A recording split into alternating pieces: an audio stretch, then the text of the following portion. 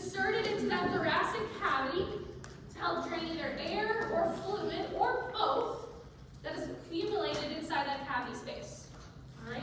If I have air or blood, fluid that's filling up that space, my lungs don't longer have the room to expand, right?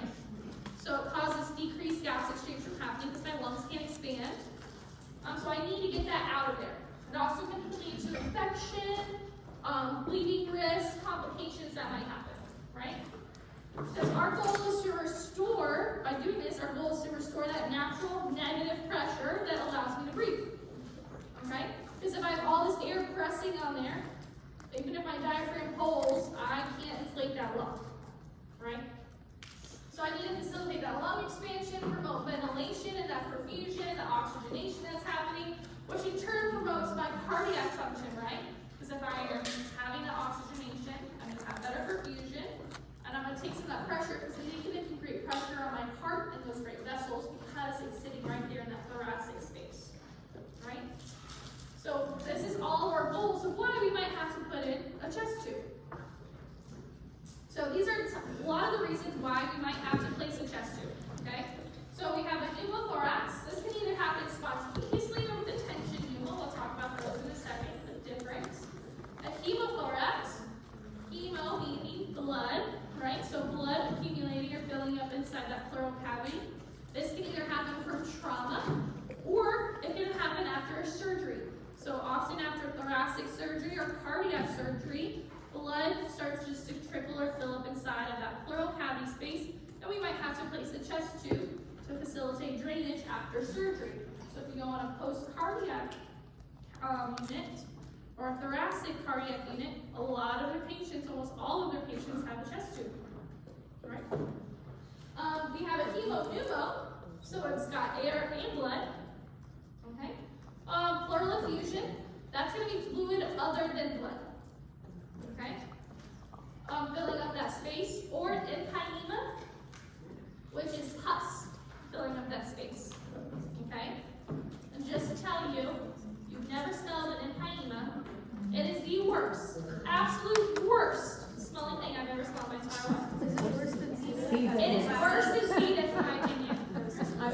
Yes, worse than semen. Even worse than a dead body. I can think it smells terrible, okay? So, empyema, you'll never forget it once you smell it. Alright. So, this is a pneumothorax, okay? A pneumothorax means that air has become trapped in that pleural cavity. This can either happen spontaneously, or it becomes more known as a tension pneumo. So, spontaneous often comes from trauma, right?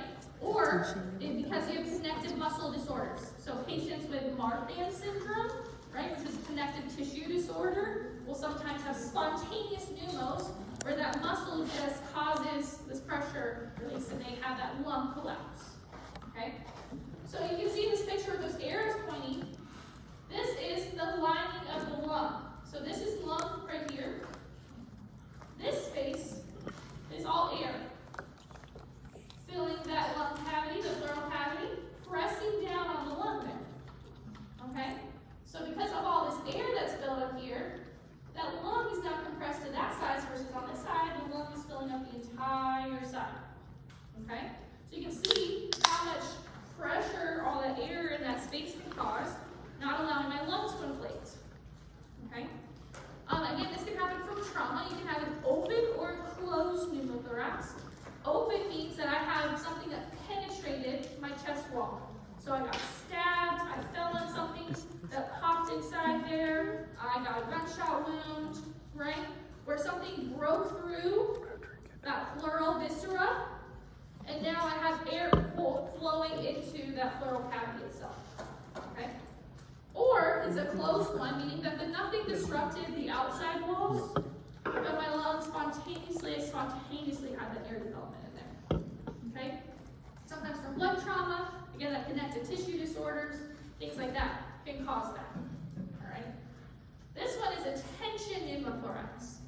So sometimes we have so much pressure that gets built up that we have a tension pneumo where it essentially causes so much pressure and tension that it causes this shift to happen. So this side, we should see some lung, but we don't see any.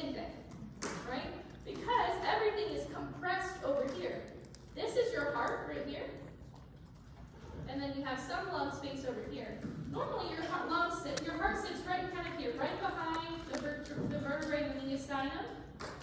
Over here, everything is pushed over. Okay? So you'll see a mediastinal shift, meaning where the heart sits right here. It's supposed to sit right in the middle. Kind of off to the left a little bit, gets shoved over to the side. You start to see maybe some tracheal deviation where this line is no longer midline. It got shoved because of all the pressure and the tension.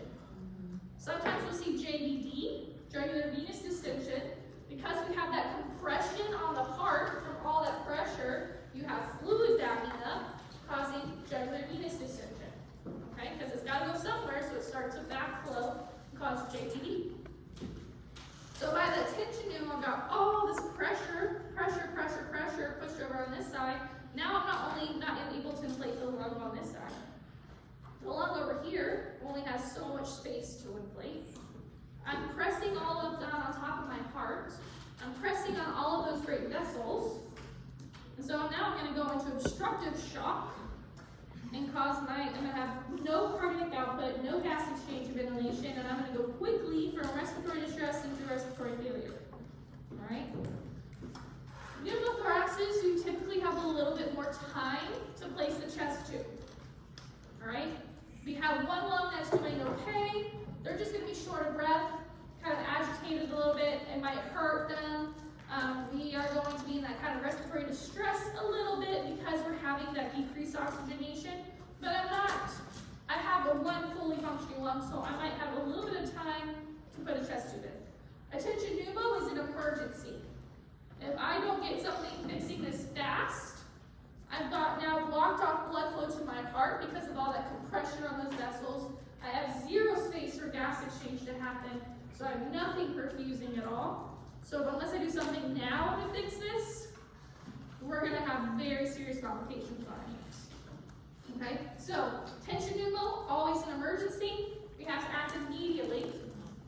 What we'll often do for a tension pneumo is something called a needle decompression, and then we'll place the chest tube. So the physician will take a very large needle, and on the side that has no breath sounds at all, right? The side that caused all the problems. They'll put a very large needle into that pleural cavity, and you'll hear this hiss of air from all the air that's trapped in there, which allows all the pressure to be released so they can shift off of there to buy us time to place the chest tube. Okay? Our EMS partners sometimes do this out on the ambulance before the patient gets to us because they can't push chest tubes in. So they'll do a needle decompression if they find a patient with a tension pneumo, so the doctor can place the chest tube in the hospital. All right? So emergency versus, all right, you're not going to hear breath sounds on the side that's affected or very, very decreased breath sounds. All right? Because if I have no movement on this side, we're not going to hear anything. Right? Again, tachycardic, tachypneic, we're going to be having respiratory distress signs. Right? Your hemothorax, this is blood that's accumulated. Okay? So instead of air filling that cavity, we now have blood. Like I said, this can happen from trauma. So if I got stabbed, shot, hit on the side, car accident, massive trauma to that side, blood can start to pool inside of that pleural cavity, right? That pleural space. So then again, compressing the space that I have to fill my lung, to expand my lung. Right? So once blood does that, you're going to look at an x-ray and you're going to see this white material. Okay? Fluid shows up as white patchy stuff on the x-ray in the chest. So for this, I know that there's fluid there. Because of the mechanism of injury, I'm going to assume it's blood, right? Versus a pleural effusion, which typically is more infectious in nature, and it's going to be fluid from infection, okay? Or fluid overload, other type of things, right? So for hemo, because of the mechanism of injury, I know that this is going to be blood in there. So when I pop the chest tube in, we're going to have all the blood flow out of it through the chest tube to allow my lung to reinflate. Okay? Sometimes we'll have a combination where we have air and blood. Since blood is liquid, liquid falls to the bottom, air is going to sit on the top. So you'll have air filling the top of the cavity and blood filling the bottom. Okay? This patient's going to get 2 chest tubes. the air out, and one that sits a bit lower to pull the fluid out. Okay? So some of our patients get multiple chest tubes depending on what caused the problems. All right? This is especially true for some of our post-surgical patients. Some of them will have 2 chest tubes on each side to get air and blood out, and they might even have a chest tube that goes into the mediastinum itself. Okay? Versus going into that pleural cavity space that actually goes and sits in the mediastinal space because of the heart surgery that they just had, pull out any blood that's accumulating from the heart surgery. All right? So it's not uncommon for them to have multiple chest tubes to relieve all of this pressure that's caused. What kind of risk might this patient be at, though, with the hemothorax? Can't breathe. We're going to be in shock, right? Because we're bleeding. We're bleeding into that pleural cavity.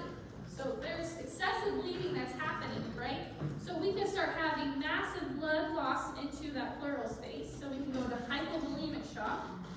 We can also, that blood can also start to clot, and it can actually start to kill off that lung tissue itself too if we don't evacuate that blood. So we can actually start causing really bad damage to the lungs itself. For the pleural effusion versus pleural empyema, so pleural effusion is going to be what we think about the same thing with hemothorax, except it's going to be anything that's not blood. Okay? It's going to be the fluid that's built up there. Again, it looks like white patchy material, okay, inside the lungs, so you can't really tell the difference between one and the other. Oop, I didn't do it. Right? Those kind of look the same x-ray wise, but based off of the mechanism of injury, or why my patient's here, right? If they're here for pneumonia, infection processes, pulmonary edema, or they were in a car accident, assaulted, etc., I might be able to tell which one is causing the problem before we ever put the chest tube in. But as soon as I put the chest tube in, we're going to tell which kind of fluid is coming out, right? We might even send that off for cultures to see what's growing in that fluid or what kind of fluid that is so we can better treat it with appropriate antibiotics, antifungals, whatever kind of medications we have to do. Okay? For our pleural empyema, it is pus. And it is thick, usually green, and so smelly. I can't explain to you. Take like rotten food, an egg, and like sweaty feet, and like throw it all in a big pot, and put it out in the Florida sun, and just let it bake. And that's what it smells like. It is so awful, okay? But pus is filling there. I'm gonna pass, that's a no. Do you think you might have some drainage issues with pus versus a fluid, right? So you typically need a much larger chest tube and a different, and maybe even some positive pressure drainage system versus just necessarily an atrium. Okay? I didn't do it. All right. So pleural effusion empyema typically is going to be more medical versus trauma related. It's going to be more related to infectious processes, pulmonary edema, fluid overload. Something has caused some kind of infection that's causing fluid to build up or pus to build up in the pleural cavity. So we're going to have to treat them with draining it and then thinking about fixing the underlying cause. Antibiotics, antifungals, antivirals, whatever kind of medications, fluid support, cardiac support, all of those types of things to reverse the causes of this. All right? So this is a video about how a chest tube is inserted. Okay? Let's see. I don't know what happens on or not. Placement of a chest tube is to identify the insertion site. The insertion site is the mid-intercostal space just anterior to the mid-axillary line on the affected side. This can be found by using the nipple level as a landmark for the mid-intercostal space. In females, always be aware that the nipple may be displaced inferiorly due to large pendulous breasts. In this case, remember to stay above the inferior mammary fold where the nipple would normally lie. With the patient lines in mind, position the hand up and over the ipsilateral shoulder and secure it in this position to keep it out of the surgical field. Surgically prematurate the chest at the predetermined site of tube insertion. Use using a small gauge needle, locally anesthetize the skin and subcutaneous tissue and the periosteum of the underlying rib. If possible, the pleura just past the rib should also be anesthetized. Make a 2 to 3 centimeter transverse incision parallel to the line of the ribs at the predetermined site, the number 11 scalpel. Bluntly dissect the subcutaneous tissue with the scissors or hemostat. Dissect from the top of the underlying rib until the next highest intercostal space is encountered. With the tip of the hemostat, puncture the parietal pleura while pushing just at the top border of the rib. You must always enter the pleural space over the top of the rib to avoid damaging the neurovascular bundle that lies along the groove at the inferior border of each rib. Be sure to enter the pleura in a controlled fashion to avoid lacerating the lung of the hemostat. Once inside the pleura, spread the hemostat widely and withdraw it while still open to create a sufficient opening in the pleura for the chest tube. Before inserting the chest tube, place your finger into the hole of the pleura. Oh, no, the finger up in there. This is what they do, for real. This is what they do. It's really television.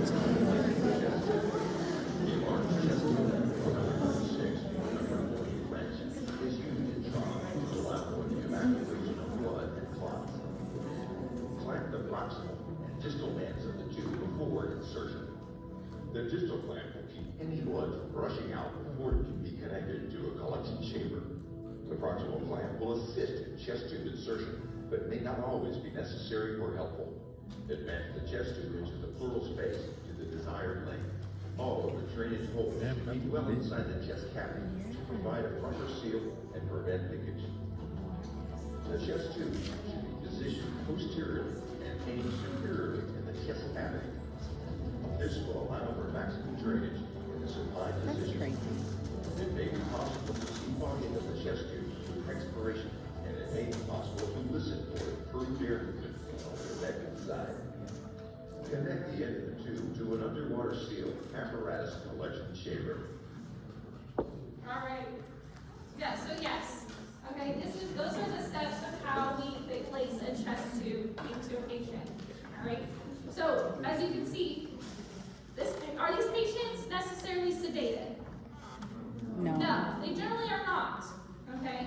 These are generally very awake patients. I don't want to suppress the respiratory drive anymore by sedating them. So you saw that he placed the person's arm above their head.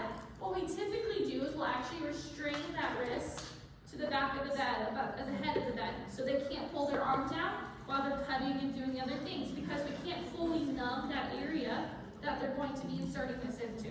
So putting in a chest tube is painful, okay? But it is going to allow that relief and allow them to breathe much easier. So this is a patient that, if it's a surgical post-op thing, they'll do it while they're still in the OR, so they're not going to be awake during it. But if this is a patient that comes into the ED or has a tension pneumo that's on your unit, they're going to be awake, generally speaking, when we're putting this in. So we'll restrain their wrist above their head so they can't move it. Then, if possible, what we'll have for the provider is some lidocaine.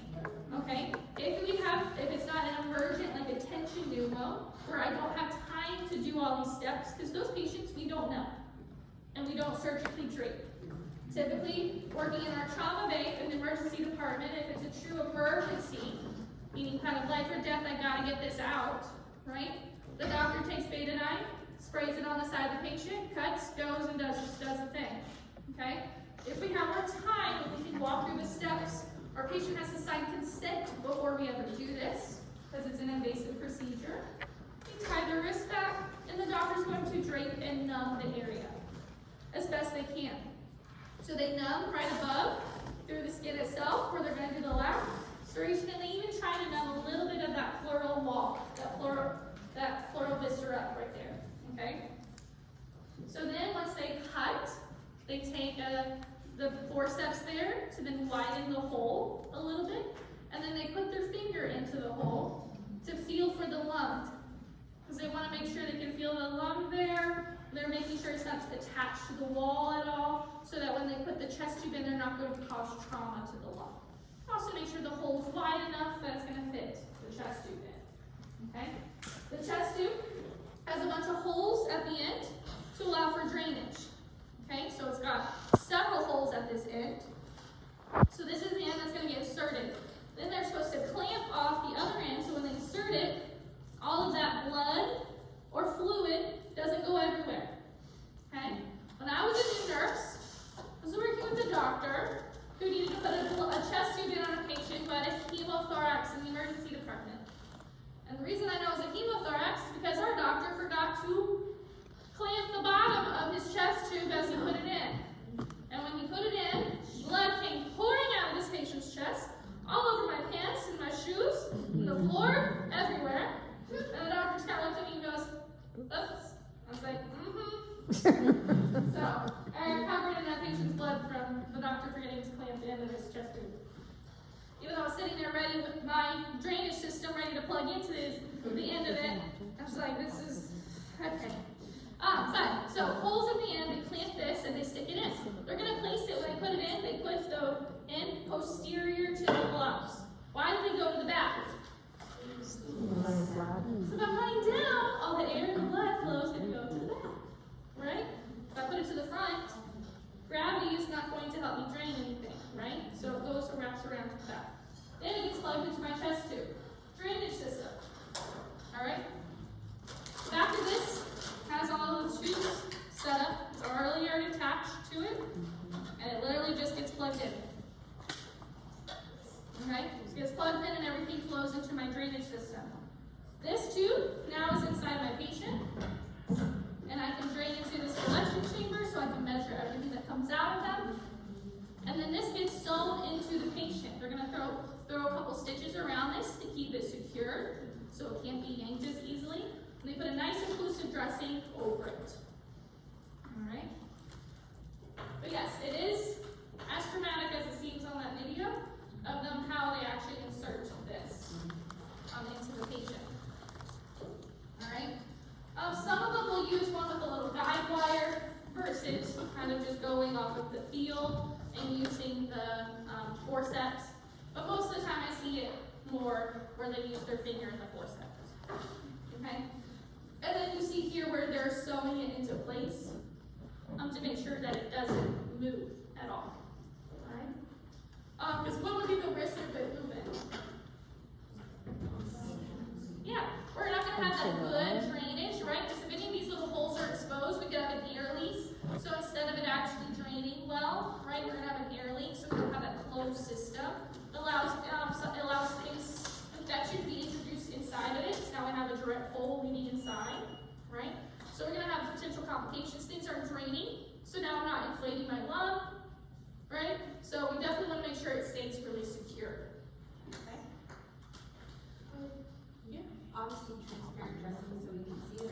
It's actually not a transparent dressing. Most of the time they use kind of like a foam tape. It's more of an inclusive dressing to keep it there.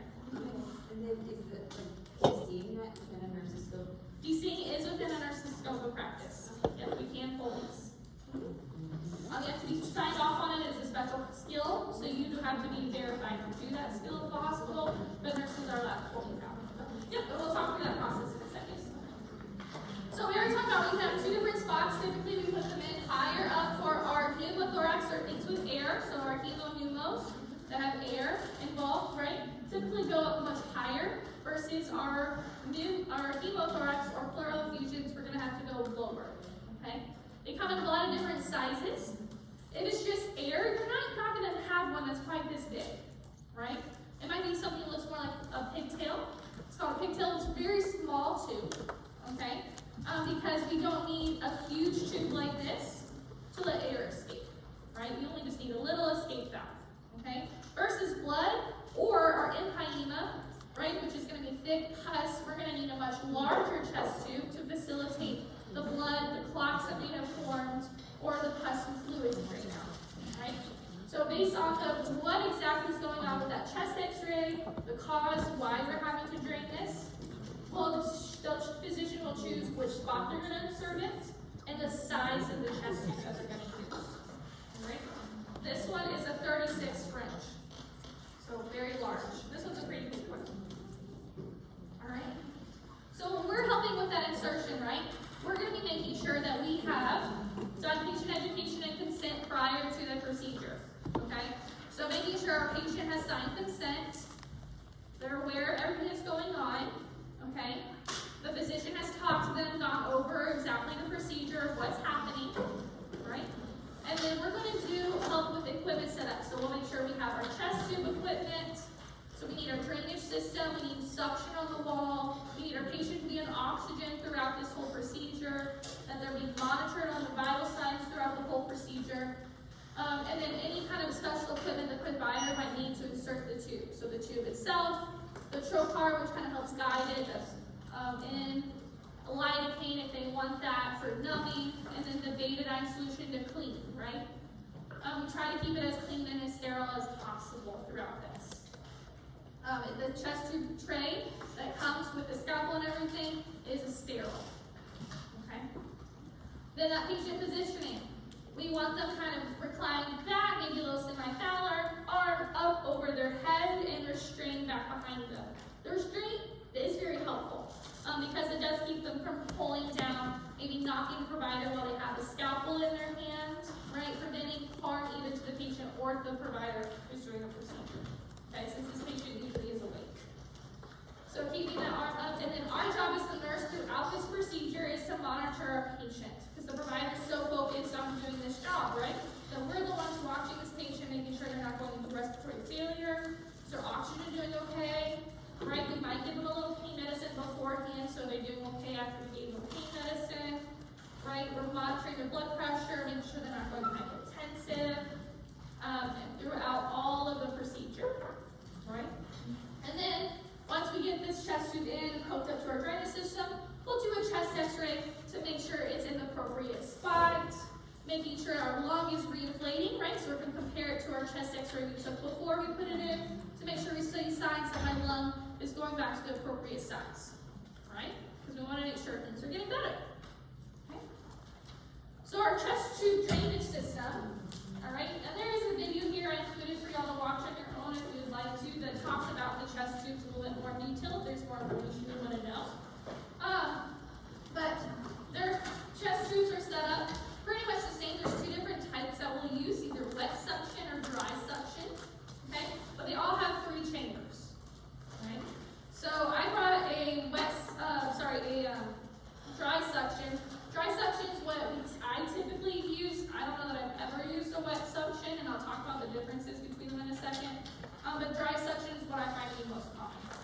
So the whole thing comes in a kit together, okay? It has your 3 chambers. It has your collection chamber. So this is where that tubing is going to drop off, and so any fluid or blood that comes out gets poured into this chamber collection. All right? So think of it just like your Foley, right? Your catheter where you're watching how much urinary output is. I need to make sure I know how much blood or fluid is coming out of the patient. All right? You have your water seal chamber. That's this chamber that has this blue liquid in here. Okay? You can kind of see it down there on that side as well. So on the back of every single chest tube, and this one doesn't have it because I've already put the water in it, there's a syringe that sits right here full of liquid. Okay? Well, sterile water. That gets squirted into this little blue piece here, and that's how the water gets into this. Okay? This is what we're going to use to help make sure there's no air leaks with our chest tube drainage system, and to make sure that it's appropriately helping pull and create that pressure, that normalizing the pressure in the lungs. All right, and then you also have your suction control chamber. This is where I'm going to control how much suction is used to actually pull the blood, pull the air out of the lung. All right, so your suction chamber, your water control chamber, and then your collection chambers. So wet suction drainage system, and then just a few other features, of the chest tube. It has a little kickstand, okay, so you can set it down. And then it has these little hooks on the top, so you can hang it from the bed, okay, if you're transporting them somewhere. When I position this, where do I want it in relation to the patient? Below the chest, right, below the insertion site. So a lot of times it's on the ground, at the head of the bed, or right below the chest line of that patient, all right? If we're transporting them, we're just going to hang it off the bed, just kind of like we would a Foley, but just making sure it doesn't hit the ground, okay? or yanking or pulling on the tube. All right. There's also a clamp on here as well. Okay, and we can use to clamp this, and I'm going to talk about the clamp in a second. All right. So there's two different types. Like I said, we have the water drainage suction drainage system and the dry suction drainage system. So with the water one, you can see it looks a little different. There's a lot more water that goes up this piece here. Okay? Based off of this, the amount of water regulates how much pressure or how is used and how much controls your suction.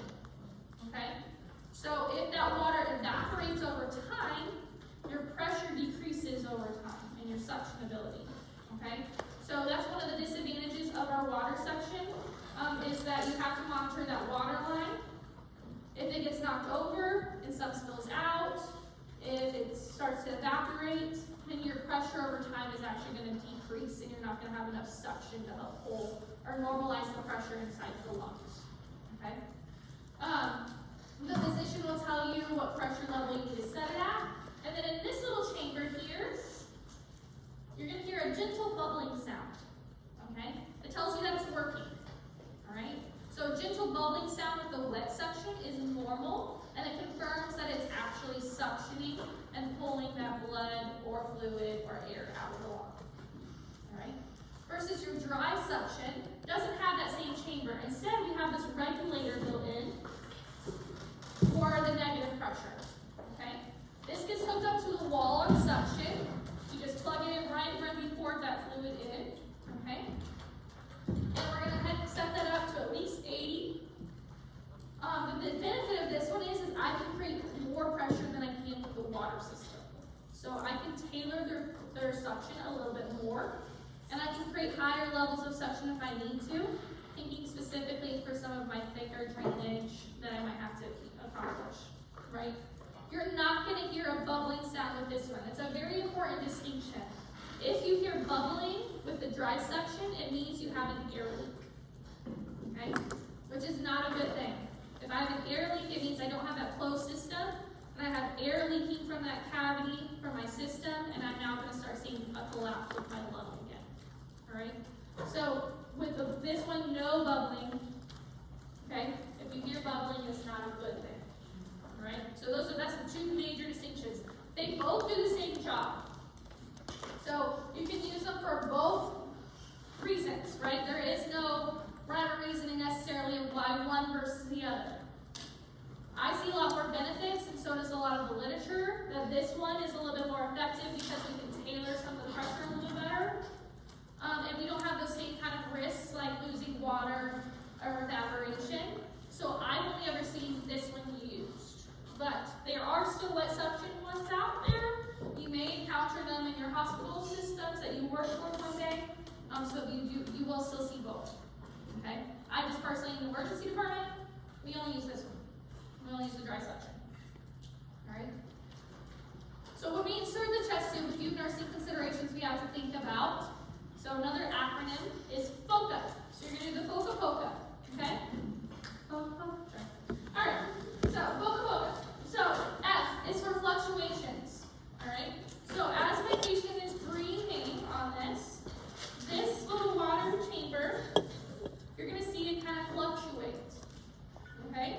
You should see a gentle fluctuation with this. That indicates that we have a good suction and it's going to fluctuate with the breathing. Whether it's dry suction or wet suction, you're going to see that fluctuation. Okay? That's a good thing. You want to see that. If you see that aggressive bubbling in your dry suction, that does not indicate that you have that air leak. Okay? So you don't want to see that. You want to see a gentle fluctuation. Then O is for output. I need to keep monitoring my output. Now this is a little different than like a Foley. You can't empty it at the end of your shift. Alright? I included another video later on about how to change them. Okay? But you have to, so at the end of shifts, what most people will do is they'll draw a line saying this is how high it got during my shift. So you can monitor the output based off of how high it got during your shift. So if my first shift I came in and I got 100 mLs out during my shift, and then the next nurse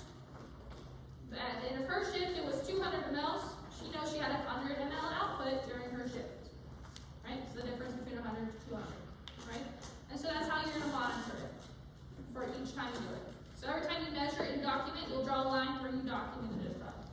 So this whole thing is full. Once the whole thing is full, then we're going to change the entire system. We'll change this whole piece for a new one. Okay? C for color, I want to know what's coming out. Right? Is it bright red blood? Is it green pus? Is it yellow fluid? What does it look like? Okay? So I'm going to see the color, and then I'm going to monitor for air leaks. Okay? By seeing that aggressive bubbling, are they looking like they're in respiratory distress? Okay? Because if they're in respiratory distress, it means that lung's not inflating. Air leak is happening, so it's not creating that pressure that's allowing the lungs to reinflate. Alright? So looking for signs of air leaks.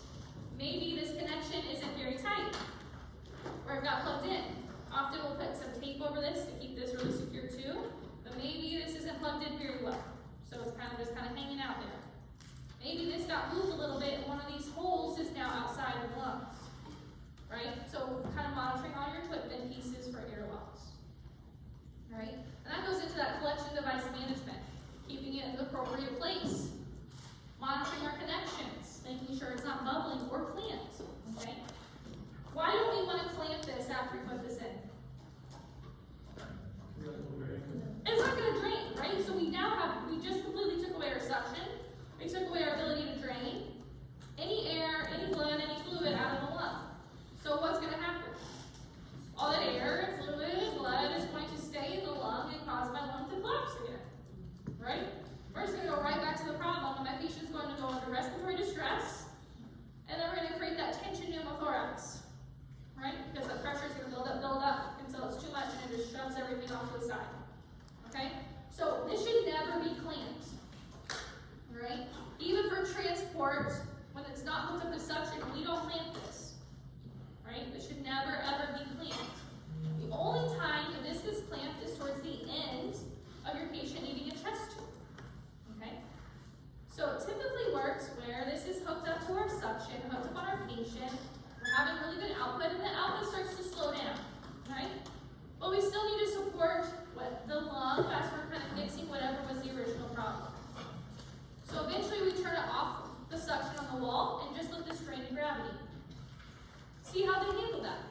Is the lung able to expand okay with us just doing this to gravity? The answer to that is good. Awesome. We're progressing. Right? If not, then we're going to turn the suction back off.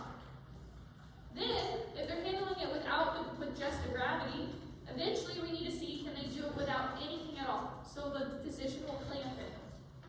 We're going to see are they able to handle this with zero support, because this is essentially just hanging out in them, doing nothing. Right? So then we're going to clamp it to further trial. Okay, that's the only time we clamp this. So as part of your assessment, always double check to see if this is clamped. Okay? And then we have that occlusive dressing that will change as we need to. Alright? Again, this is where we talk about monitoring our respiratory pattern. We need to make sure that we're not having signs of distress at all. And then making sure that we don't clamp. We also don't milk or strip the tubing, meaning that if there's fluid in this tubing, I'm not milking the tubing to pull it back down into the collection tube. We're going to cause damage to the tubing and pull on it and yank on it inside the chest. Okay? So we don't milk or strip the tubing either. Alright? Why is frequent position change, coughing, deep breathing important? Okay? We gotta get them moving. Okay, so we often will get them out of this bed into a chair. You can take a little walk around the nurse's station. Okay? We're gonna keep them coughing, deep breathing. We need to keep that lung inflating. That's the whole purpose of this, right? Is get that lung inflating, get that fluid pushed out, get that air pushed out, and we're gonna do that through coughing and deep breathing. Okay? And then we always want to keep additional dressing supplies at the bedside because we're going to need to maybe change that as needed. Or if I'm concerned about air leaks, I might need to take off that dressing and put on a new one to make sure I'm checking all those connection pieces. Right? And then again, there's where that video link is if you want to see how to change the chest tube. It's just extra information. We're not going to be testing on how to change one to change the collection device, but if you want to see how to do it, it's all there. Alright, potential complications from this, you could have excessive bleeding, right? You just keep bleeding, keep bleeding, keep bleeding, keep bleeding, keep bleeding, especially if it's a pneumothorax. Hemothorax, where that blood is just filling and filling and filling, right? So if I'm seeing a lot of blood pouring into my chest cavity, into my we gotta go tell somebody about it, right? So a risk for that, tissue trauma, we just covered the chest, right? We gotta make sure our risk for that. Infection always, and then subcutaneous emphysema. So this patient here has subcutaneous emphysema. You can see how it's puffy right here?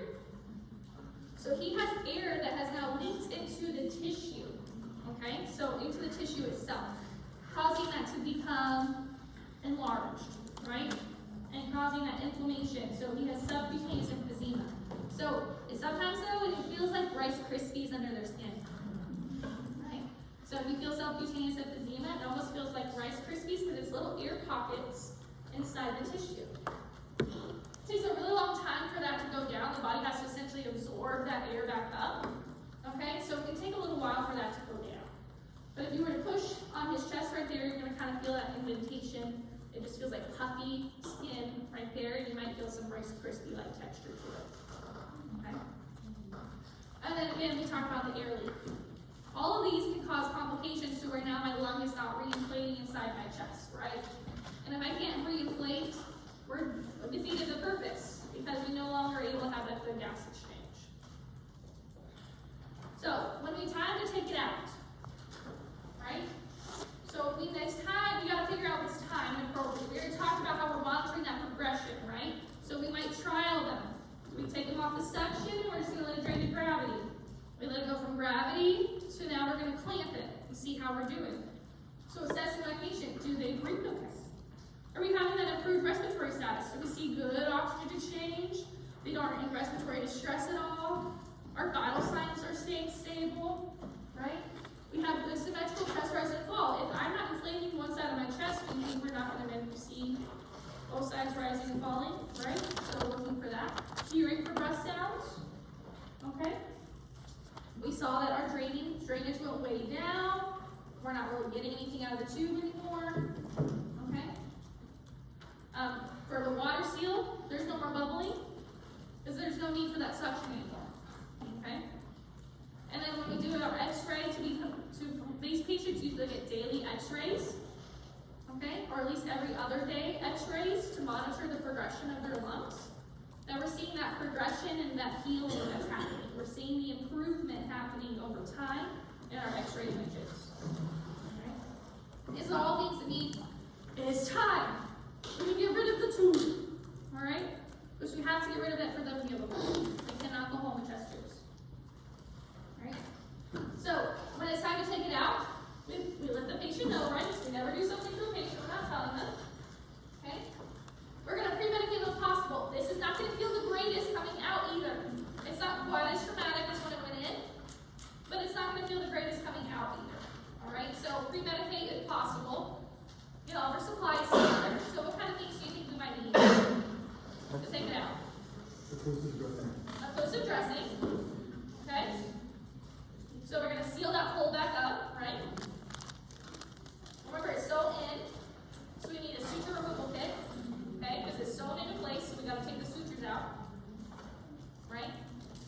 I need some gauze, okay? We need blood from where we took the sutures out, right? And again, that occlusive dressing.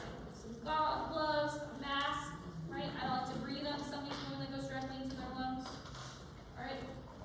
So we're going to put them in that semi-phallus position and get an arm up over their head so I have clear access to the side. Okay? We're going to take out those stitches very carefully.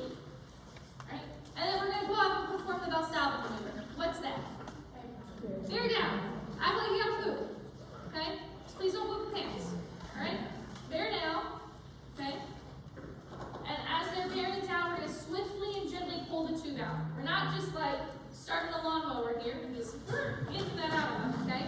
But we're going to gently and swiftly pull that out of their side and then immediately apply the occlusive dressing, okay? Immediately cover back up. The occlusive dressing is extremely important, right? Because now we have a hole going into the pleural space, right? We already talked about how that's an open, I can create an open pneumothorax because if I have all that air leaking out of the pleural space, I can recollapse the lung. So I need to cover that hole back up so that the lungs will be able to reinflate, right? We're not going to have air pouring into there. Alright? And then we're going to monitor my patient. Sometimes these patients require us to put the chest tube back in. Just like those patients who are intubated might have to be